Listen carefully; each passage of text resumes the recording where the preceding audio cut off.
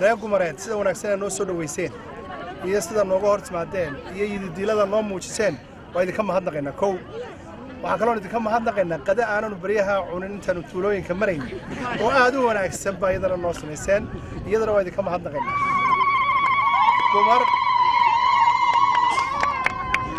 reer Gumareed waa hooyadii degmooyinka iyo tuulooyinka gobolka Hawd laydinma ilaabin waa xisaabsantii marwal oo wadadun baa halka nala martay balgubadle laakiin waa la idinku xisaabtamaa magaciinna meel walba waa yaala waxaad leediin taariikh fiican oo aan baayn nimanka aqoon-yahankee gobolkan ka soo baxay halkan ay ku abtirsadaan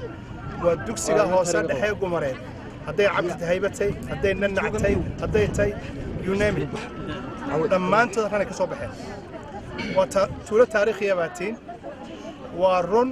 degmooyinkiiba hareeraha idinka maray laakiin degmada waa ka magac weyntiin degmo kastoo jirta Gumar baa ka magac weyn waxaan idinku bishaaraynaynaa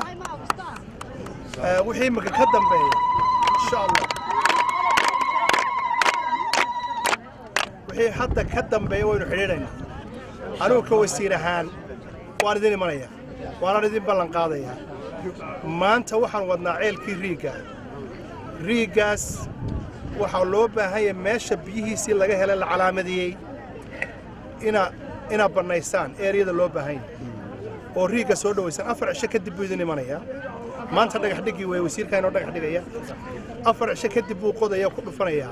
driilka insha Allah idinkana waxa la idinka baahan yahay dhulka aanu imika tagi doono ina banaysaan laba siyaabood baa u banaynaysaa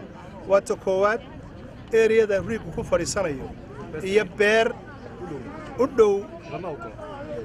oo laga beero waxoogaa waxay u baahan yihiin hay'ad khayriya bayna siisay nin muxsina bayna siiyay wuxuu yiri waa in meel beer looga beero waashbaanka wixiisa ka soo baxaan oo uu isbixiyo ceelku taana waa banaynaysan cidii ay ku dhacda eeriyada waa inay u taagnaataa ha ogaato insha Allah beedna waxaan kaloo idinku bishaaraynaa waxaan sidii idinku faramaran meeshii aad tagina 150 qoys oo raashinana imika waa idin taagayeen gaarigiisa waa idin jooga 150 kaana sida u kala duruuf adagtiin u qaybsada ma waa raashinkii ugu horeeyay bilowga ahaa waxa idin xigi doona dhowr boqol oo qoys oo damboon soo socono bisha 15keeda iyadana raashin fiican baan idin keenaynaa insha Allah hadii la hayraado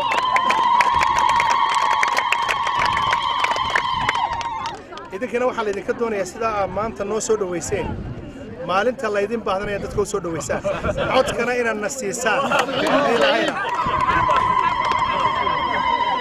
waxaan isku ogaanaynaa